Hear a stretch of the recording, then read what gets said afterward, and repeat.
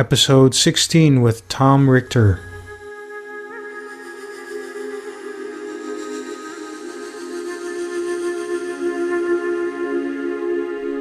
Where meditation meets daily life, this is the Meditation Freedom Podcast.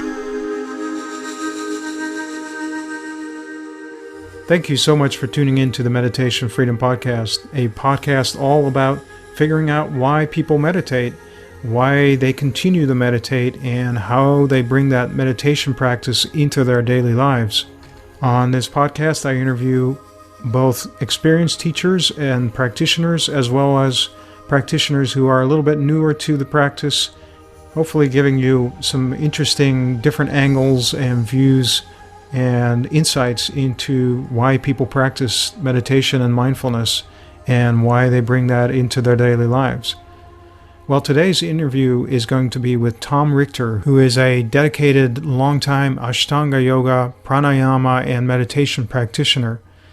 He's a passionate teacher, both inspiring other yoga teachers and yoga businesses, and he also does life coaching.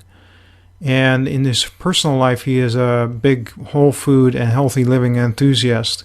He is based in Germany, and as a yoga teacher, he believes in the benefits of learning yoga through the Mysore style self-practice classes. So he encourages his students to develop their personal practice rooted in the Mysore tradition, and yet incorporating their individual needs as well. A little bit about Tom's experience with Ashtanga Yoga. He studied with a lot of senior yoga teachers, Ashtanga teachers, and his primary teacher is Paul Dallaghan, who also initiated him in the Pranayama practices in the lineage of the Kaivalyadhama Institute. And he currently leads traditional Mysore program and Ashtanga Intensives at the GaiaYoga School Shala in Croatia, as well as at Phoenixarising, which is also a school for yoga and consciousness practices in Dresden, Germany. And his partner Sandra also teaches yoga, and they both teach yoga retreats in India. Now, in terms of his coaching, he applies the principles of yoga as well as his experience in business and management. And I want to mention there's kind of a natural break inside of this episode, and I put some bells that I recorded here in Anza Borrego with a sound healer, and I just figured it would be a nice little break. So with that, let's get right into the interview with Tom Richter. Thank you so much, Tom, for joining me on the podcast. Well, thanks for having me, Siko. Pleasure to be here. Great. You do yoga and meditation. Tell me how you got started with yoga and how yoga is a type of meditation for you. Okay, it was maybe around 10 years ago, a little bit over 10 years now, and I was in my mid-20s. And I was a student of management and economics and engineering. Mm-hmm. So very rational kind of life, lots of mathematics. I was really digging that stuff. And so if you would have told me, oh, come to a meditation, I wouldn't have been attracted to that at all. Mm-hmm. But luckily I had two brothers, and I still have two brothers, and they are older and kind of, people to look up to and to get inspired by. And they were both doing yoga. One was even already teaching back then. By now we are all three yoga teachers, which is kind of a funny thing too. But so they were doing the yoga and traveling through India and all of that stuff. And I was kind of watching that, not really feeling that I want to do the same. But then there were some changes in my life, breakup in relationships and stuff like that. So I guess it was a time that I was open to new things, and then one of my brothers, he started with Ashtanga Vinyasa Yoga. It's a style of yoga that is very dynamic, and he showed it to me, and he also showed me a video or DVD of a very like one of the most famous Ashtanga teachers worldwide, David Swenson. And since it's a very dynamic yoga with, handstands and jumping around, floating around even, and it looks very much like gymnastics. I was kind of, oh, that looks cool. I want to do that too. So I started doing that every day for a couple of weeks. And what differs to gymnastics is that you breathe very deeply while doing it. So it does work very deeply on your consciousness and creates a certain energizing effect that you wouldn't have in normal sports, I would suggest. And somehow that makes you go deeper and deeper. And then I read books, I practiced more, I got more and more into it. And I guess that's how I opened up also to the more subtle aspects of yoga, like pranayama, the breath works, and eventually meditation. I guess that's in short the story. And how does the breath work in that yoga? It's like if I stand, I do Tai Chi Chuan, which makes it easier, I think, for me to let the breath sink. And I've done that for, since I was a teenager. I still practice that every day because there are times where the breath doesn't want to just relax and sink, like when you're in a tense situation or something. And I, with yoga, you're sometimes standing upside down, right? So how do you let the breath sink all the way down to your belly? Okay, well, in Ashtanga Vinyasa Yoga, it's 3 main elements that you have. The Vinyasa means breath-aligned movement, which basically means every movement is aligned to your inhalation or your exhalation. Usually all the upward movements follow the inhalation and all the downward movements and contracting movements follow the exhalation, which means there's never a movement without breath happening. And the second aspect is drishti, which means a gazing point. You always look in a certain way, either to your third eye, along your nose, towards your thumbs, whatever, And then you have bandhas, which means contracting of your pelvic floor, just kind of, I guess in Tai Chi you also do similar things just to keep the energy within instead of letting it out. Mm-hmm. And so you kind of follow those 3 things, and that creates a kind of moving meditation. When I started, or I guess if you teach somebody meditation, you say, just sit and don't think about anything.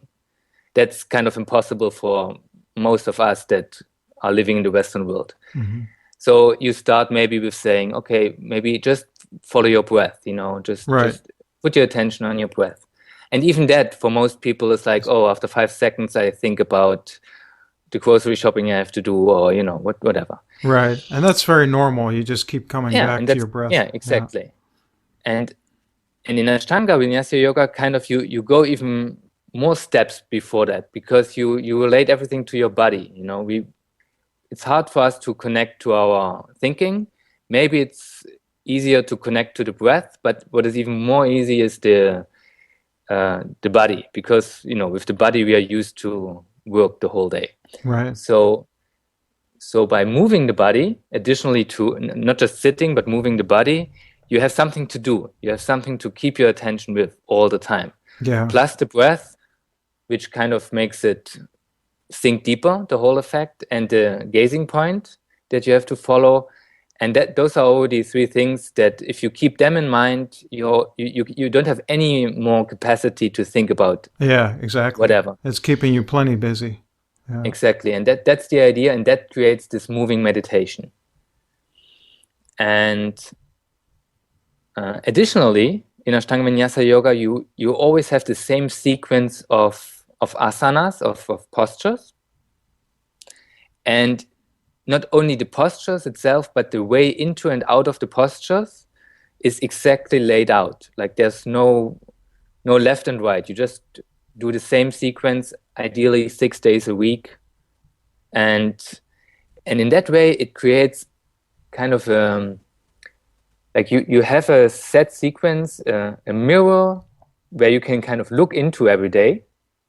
and see the changes, Like every morning you get up, and some days you feel stiff, some days you feel completely relaxed, some days it's all easy, some days are tougher, some days you're completely focused, and other days you constantly get thoughts in that you don't want. And so because it's always the same, you always can have a reflection. Yesterday that felt good, today it doesn't. So in the end, it gets an ultimate mirror for everything is changing, and you just have to accept that. Yeah. It's a feedback mechanism. Yeah, exactly. Yeah. What changes have you noticed over the years internally from when you started? Good question. Very good question. I guess I got a lot more calmer. I got calmer. I'm much more aware of what I'm doing from waking to going to bed. I'm much more in tune of how I feel and what does me good and what does me not so good. Like in terms of, this whole practice of, like I said, the mirror of the practice. I feel every day how I feel, because if you just walk around, there's a certain way you feel your body being in a good or not so good condition. But if you fold yourself in a pretzel position, you definitely feel the difference. Mm-hmm. Like, you eat something that is not so well digested, the next morning you try to twist, you feel it. Yeah. So you get much more in touch with your body and its own inherent wisdom. It's kind of like, that's similar to Tai Chi, where I remember too when I started it, that I started craving different foods, more wholesome foods like fruits, because it made me feel better. It was just feeling more right. Yeah, exactly. If you constantly do something else, like different asana sequences in yoga or also different sports, you always have something to kind of distract the attention of yourself. While if you always have the same thing, also, with meditation and sitting practices, you really start to appreciate more detail. Mm-hmm. And you start to feel, because it's always the same, okay, now I'm approaching that and that posture, which I'm always afraid to do, because maybe it's a headstand and I'm afraid to fall over, or it's an intense back bend, and that always creates kind of an emotional distraction in the body and the mind, of course. So you get in tune with those feelings, and when they come up, and that then you can relate into your life, where you see maybe you have a fight with your girlfriend, or you have an argument with your boss, or you notice how you react to certain people and what they say. And instead of just letting your emotions take over, mm-hmm. you see the details in, now the emotion is coming up, and now I kind of feel this and this happening, and now I want to react, and I just want to kind of, tell the other one lash out. What a bad person that is, and but you notice it, and then you can stop it and kind of go within yourself and say, okay, I'm aware of that, and there's no sense of just reacting back. Let me think about it first. Let me absorb the feeling first. Right. So there's a witnessing component to it. Yeah. Yeah, exactly. Witnessing is that's a good way to put it. Yeah.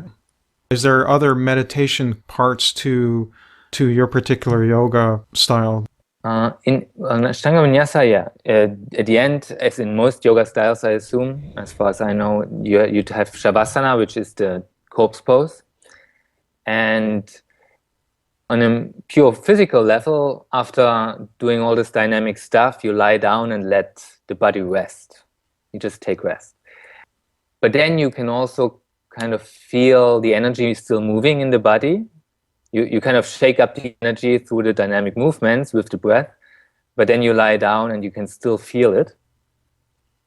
On a more spiritual level, it's in a way also a little dying every day. You do your practice, then you lie down, and your body kind of dissolves for a moment. It's just being, your consciousness is just there.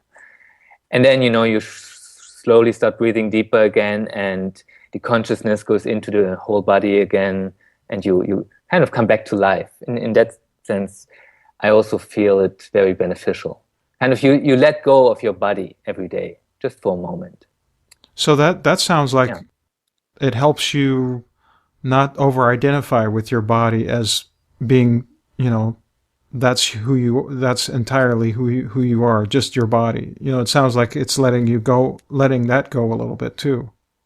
Yeah, I mean, it's hard to put those experiences into words, but it feels a little bit like there's a detachment from the body, and you kind of feel the way you are without the body, even though you are still fully in it, and you are still alive and all, and you're still you, but still you feel this kind of detachment. At least I feel that way. Mm-hmm. And it's also interesting in terms of like my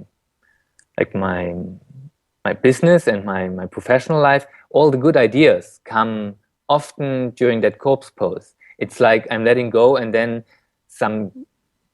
you could say some channel opens and ideas flow in. Oh, that's interesting. So now I always put a piece of paper next to me. Right.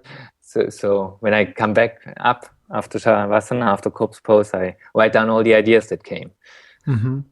And was there a point in your yoga practice where you started really getting into like the spiritual side of studying, like Patanjali Sutra? Is that one of the one of the spiritual texts so that you can take a level deeper understanding of yoga?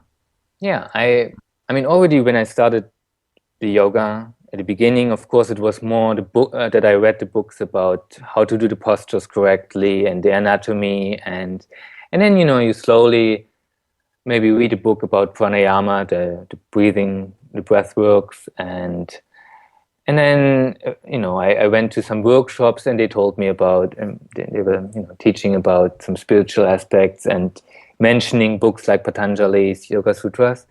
And then I went eventually to India and started reading all those books. I went to do some intensive workshops and some teacher trainings also in yoga. And there, all the mantra singing and the more technique on pranayama came in, more studying of Sanskrit and Patanjali's Yoga Sutras. And all those aspects then got more and more integrated, mm-hmm. which I wouldn't have ever guessed doing 10 years ago. But, slowly through the physical practice, it opened me up it opened me up mentally to also, see the other things. And of course, there are also other books, for example, Awaken the Mind, I think it's called.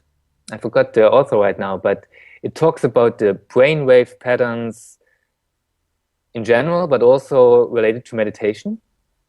So, coming from university and from engineering, those kind of things that you could measure. Yeah, more scientific. More scientific approach of putting those spiritual practices and their effects into something I could relate to, something you can put in a graph.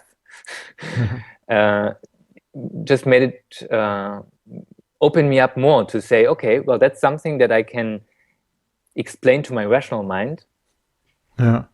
I already know how it feels from an experimental, from my experience, but now I can also explain it, and that makes it more digestible and also easier to be okay with it.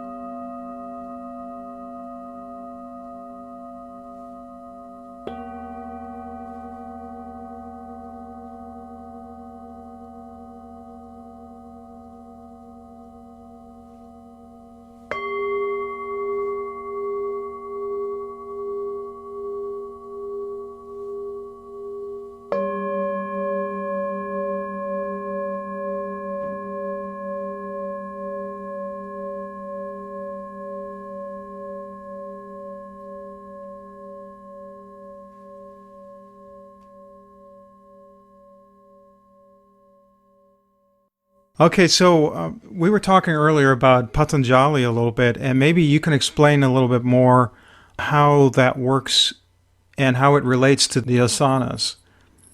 Okay, great question. So Patanjali wrote the Yoga Sutras, and he mentioned the 8 limbs of yoga, which is in Sanskrit means Ashtanga Yoga, and he pretty much described those steps to reach samadhi, or as I heard it once, actually explained backwards. Samadhi is which means liberation or divine bliss. It's like the ultimate goal of yoga. The Which I oneness. cannot. The oneness, yeah. I mean, I cannot really explain to you how it actually is meant because I'm not in that state. So it's like asking a blind. But so let's say that's that oneness state that you want to get to, and to get there, like what's the state just before that to experience that oneness, and that state he calls meditation. So that's the 7th limb. And how do you get into that state of meditation? You need concentration, like a super concentration on one spot, and that's the 6th limb.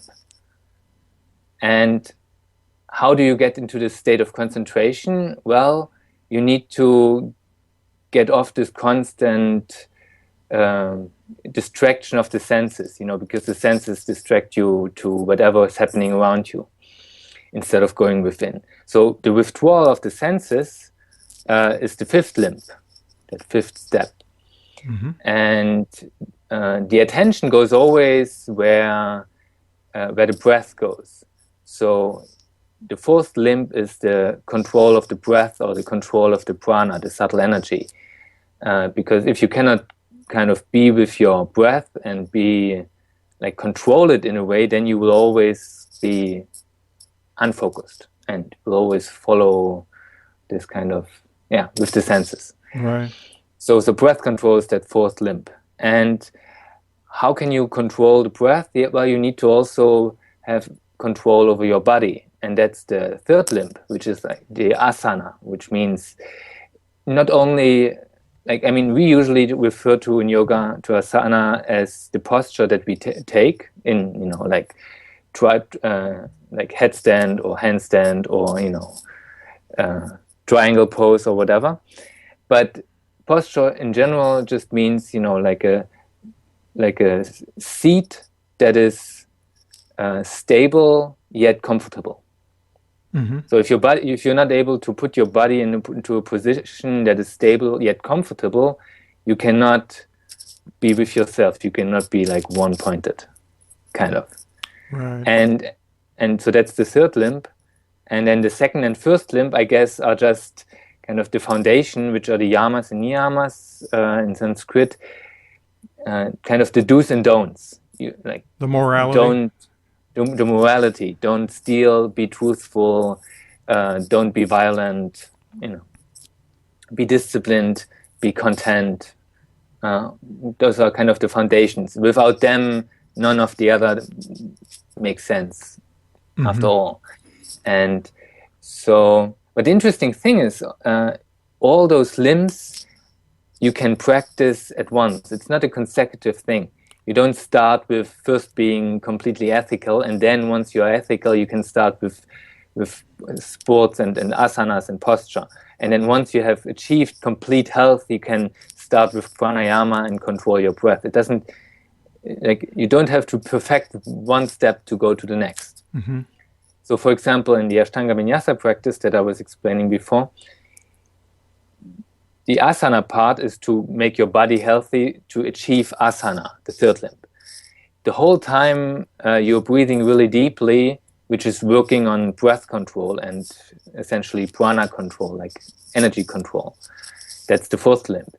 At the same time, your drishti, your gazing point should always be directed at a prescribed spot, like your thumbs or your upwards or wherever, So that's kind of a concentration or withdrawal of the senses and putting them on one single spot thing. And when you combine all those things, you create this meditation in movement in a way. So you're constantly working on all these steps at once. And of course, at the same time, you should always be non-violent towards yourself. Don't do a posture that will hurt yourself, that will, make your knee pop out or whatever, which sometimes happens to people if they're not very aware, And I love this philosophical approach to the physical practice, because then you really get deeply into the finer aspects of it. Right. And would you say that a lot of people get introduced to all the 8 limbs by starting with the Asana Limb, and because the other 7 limbs kind of support the Asana Limb, and the Asana Limb supports the other 7 limbs? Exactly. Yeah, exactly like you said. Plus, like I said at the beginning of the interview, we have a hard time focusing on the subtle if we are not we don't have any relation to the subtle aspects of our life, like spiritual things.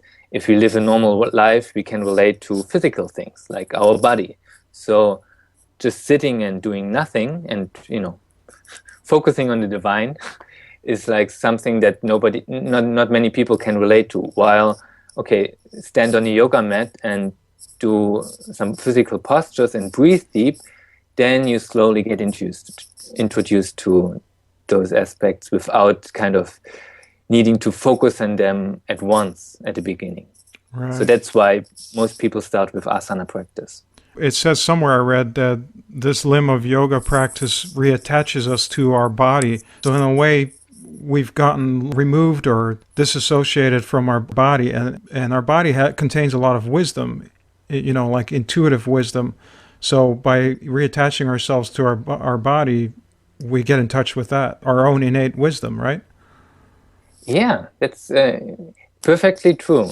But also there's this, I since I'm very much at home in the yoga world, there's also this opinion that now it's all about asanas, and everybody puts a picture of them doing a certain asana, a certain yoga pose on Instagram and Facebook, and it's all have gotten about that. So it's this great, again, polarity. On the one hand, we can connect to our true self through the body, but if we get too attached to the body, again, then it becomes counterproductive to our path. Right.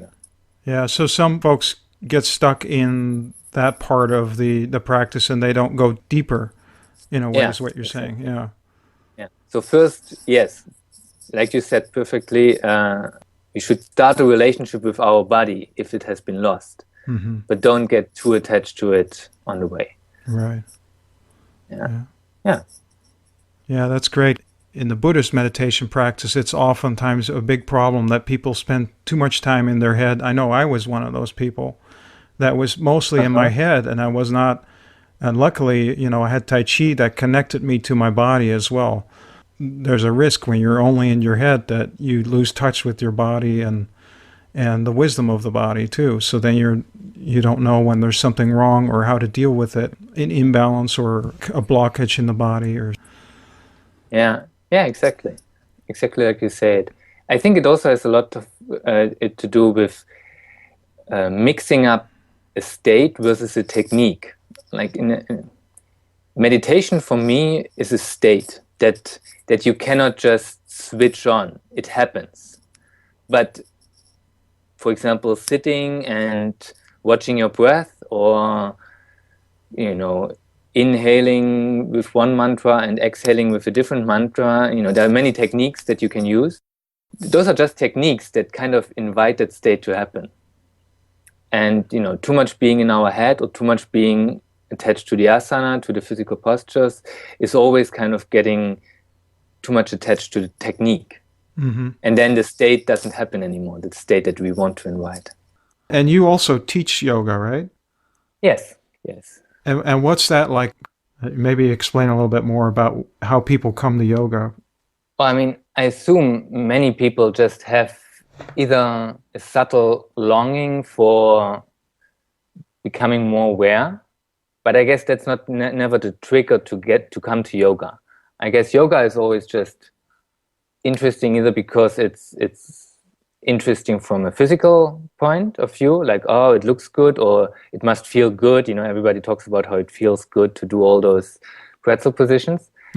And then there are those people that come because they have a back pain or headaches, or some issue where somebody told them maybe you should try yoga, or maybe they are just super stressed out with their jobs and stuff. And then they come, and I guess everybody then has to find out if that's actually what they want to continue. And what I usually see is when people come just because, like for example, in Germany, the health insurance usually pays you for a course of yoga once a year, which leads usually to people coming, getting that one course, and then not coming back until the next year. Oh, and then there are people that actually have a issue, let's say back pain, and they maybe feel that it's helping them, and then they continue doing that. And then, as I said, some people like myself open up to more things, and then they do some more workshops and like something that goes beyond the once a week yoga course. Mm-hmm.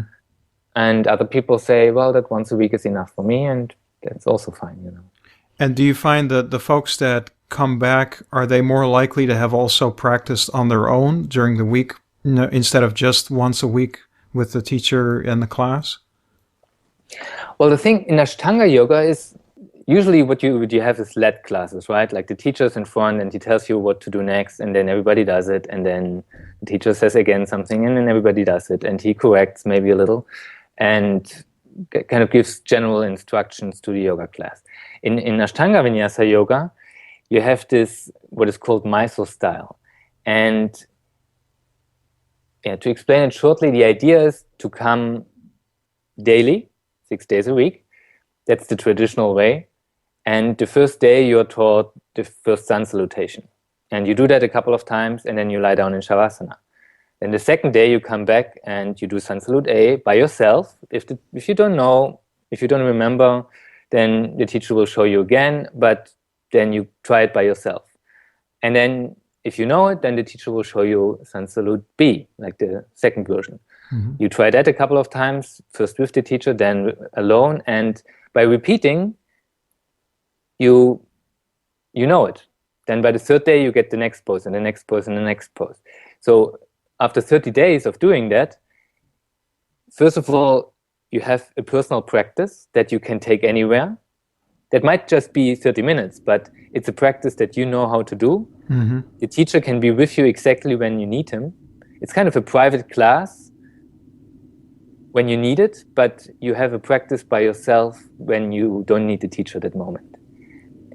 Which also helps you be with your breath much more, because if the teacher tells the whole class, now inhale and lift your hands, exhale, fold forward, and he counts a little bit too fast for some and a little bit too slow for other people, nobody is really aligned with their natural breathing cycle. Right.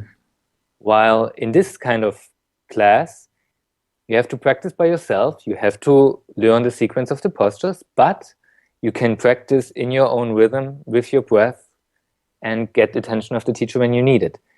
And in that way, you advance through the series and you stop at a certain asana when you cannot do it. And then you work on it until you can do it, and then you get the next posture. So it's slowly building up, and you can advance very far. Or if you're not so much into that, you don't advance. And in that kind of class, you might have one person that is super advanced, putting both legs behind the head, next to somebody who is just learning the first sun salute. And that's a really nice setting. And I love to teach in that way because it also encourages self responsibility. You have to be responsible for your own practice. Right. You cannot say, now the teacher will hopefully tell me what to do, because I don't want to remember my own practice. Yeah. And if I hurt myself, I want to blame the teacher. No, it doesn't work like that, Right. Like you do it the way you need to do it for yourself on that very day. So on a day that you don't feel so well, maybe you don't go as deep. On a day that you feel super strong, you do all full on, right?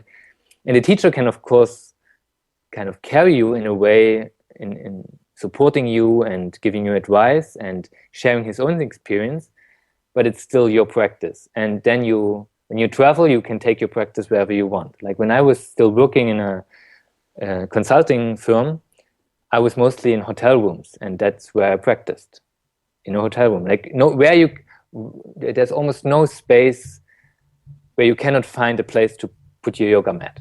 Yeah. And so you don't have any excuse not to practice. And I love that. But you still have people who forget to do that part where they're not practicing on their own, and then they don't get as much benefit, right? And yeah. I mean, how I feel is when I started practicing, I didn't keep practicing because I thought it's cool. I kept practicing because I felt really great. Mm-hmm. Like, it was not that I was, like I cannot tell you exactly why I felt great, but there was something that I felt every day when I practiced, and when I didn't practice, I missed it. Right. Yeah. And that kept me practicing. And of course, since it's this physical practice, and there are also kind of like handstands, headstands, things that you kind of want to do, like your ego feels good when you do them because, oh, look at me, I can do it. So there's also this kind of motivation to keep practicing. And it's also that you learn very fast in this kind of yoga because of the dynamic, and you sweat. So, you're usually very warm. You build flexibility and strength very fast. So there's this motivation of, oh, wow, I can already do so much. And, oh, look at that, I can still not do that. So let's keep practicing. But I think the main part of that kept me with this practice is the way I felt when I practiced. Mm-hmm. And that's what I try to share with the people that come to practice. But I cannot tell them to practice. I can tell them that it's best to practice, like, let's say, at least 4 days a week. But if they don't practice, I can just say, okay, then don't, but it's up to you. Right. I can just invite them. Yeah. And because you mentioned that there's a progression, but there's also at the same time, there's no finish line, right? So that brings you back to being a beginner in a way where it's always fresh and always, there's not like a certificate at the end. So it helps to bring you back to the present. Yeah. It's a tricky subject, let's say. One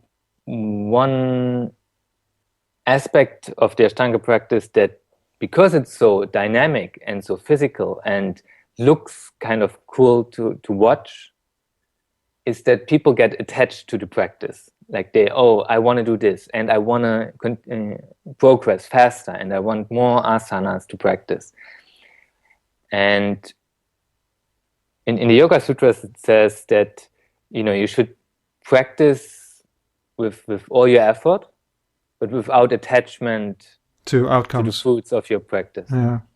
And in Ashtanga Yoga, you have 6 series, and let's say 90% of the people, I would suggest, or 80%, would never even finish the first sequence of 6. And the second sequence is already so hard that I would say of those 90%, again, only a few percent will finish the second sequence. So there's only like maybe a couple of hundred people worldwide practicing this third sequence, of hundreds of thousands of people practicing Ashtanga Vinyasa in general. And so I guess for me, the idea is there's always a new asana that you can practice, that you can learn. So even if I get the next one, there will be the next one that I still cannot do. Mm-hmm. And in that sense, you still have a reason to work on yourself, but you shouldn't be attached, because after the next crossroad there will be the next path to keep walking, right? Mm-hmm. And I guess that's the how you say that you shouldn't attach your happiness to a certain result, because once you get there, you notice that actually it didn't make you super happy, and now you have to get to the next goal. Right. And until you finally realize that walking the path is the That was the goal all along. That was the goal, and you have to find the happiness on the path instead of just at the goal. And I guess that's the perfect example for that in Ashtanga Yoga, that there's always the next asana. You just have to love every moment. Yeah, you have to love the moment, the present moment. That's all it is. Mm-hmm. Yeah. And would you have any advice for someone who's just starting with yoga, not get hung up on about, or, just to relax and enjoy the process? Or let me think. Well, I would first say find a good teacher. That's super helpful, because, of course, you can also just practice at home, but if you have a place to go to, at least once a week or twice a week, if just to have somebody to show you the way, to tell you, oh, you're trying too hard on this side and you're trying too little on that part, just some guidance is always great, at least at the beginning. And the second thing, just do it, don't worry about the benefits, or don't worry in general, but don't worry also about yoga. Just try it a couple of times, not just once. Try it consistently for a certain period of time, not just like once a week or once every 2 weeks. Then you don't really feel the benefits. Right. You might get a muscle fever, but then that muscle fever goes away if you do it 2 or 3 days. But if you do it once a week or every 2 weeks, you will get the muscle fever again and again. So I guess consistency and just doing it. I love this quote of one of my teachers who said, before you practice, the theory is useless. After you have practiced, the theory is obvious. Yeah. So don't read books too much. Just try it, experience it, and go from there. I guess that's my best advice. And how have you found it in your daily life? How can you bring that into your daily life? What you learn in your yoga? I guess I once wrote an article about how my yoga practice is a rehearsal for my life, real life, and one of the things I said there was, whatever happens, just keep breathing. So that's, I guess, one of the things that I always do is throughout my whole life, whenever I have a tough situation, I just breathe for a moment. I just come back to myself and I breathe. And as super simple as that sounds, it's super powerful. Right. Like, no matter if you are in a traffic jam, or you have a big workshop to teach, or like a lecture in front of thousands of people, or your first date, or whatever it is, if you feel some unease within yourself, just keep breathing. Just focus back on your breathing, and then go from there. Yeah, that's good advice. And I also love the idea, which I try to put into practice every day. There are 3 things in life: things that are your responsibility, things that are other people's responsibility, and things that are God's responsibility, or whatever you want to call that, God or the universe's responsibility, right? Like, if it's raining or if it's sunshine, that's God's responsibility, right? So don't get upset with the rain or the sunshine or whatever it is right now. And then there are things that are my responsibility, like what I do now and what I continue to do, and things that other people do, and that's their responsibility. So as long as we care for our own responsibility and accept that other people, make their choices, and that the weather is the way it is, with or without my being upset about it, then I think we can be much more happier. Right.